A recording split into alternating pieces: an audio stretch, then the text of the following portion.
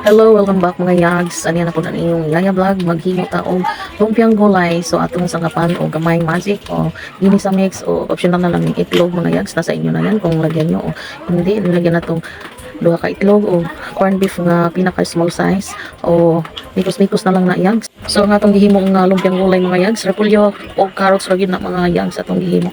So nasa inyo na yan yags kung unsang mga sangkap ang inyong ibutang or gulay mga yags. Tips dahil na ko yags, dili na ko mabutang og asin or bitsin kay timplado na gid nang akong ibutang yags kay maalat din ang atong pambalot na uni nga di na ta mo gamit pa og asin.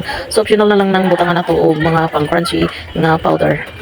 Ato ning gitistingan og sa kabalot mga yags para ma-prito nato. So dili day siya pwede mga yags ko kasi nagkatas siya gawa nung may dalawa tayong itlog nilagay. So ato ning giluto mga yags, ato ning gihapok kay para matuyo ang itlog. So mao na ni atong gibalot og umpisahan ang atong balot mga yags. So balot-balot portion na lang ni mga yags hanggang matapos. Thank you di ay sa mga nag-follow sa aking bagong account ngayon mga yags. Sa hindi pa nakapollow, follow na, like and share sa atong bagong account.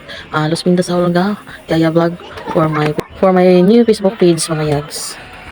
So, mauna ni atong lumpiang gulay mga yags. Thank you mga yags sa pag-follow, sa pag-share, sa pag-like sa atong mga video nga gipang post. Salamat mga yags sa wala pa makapalo sa atong bagong Facebook account. Please follow na mga yags.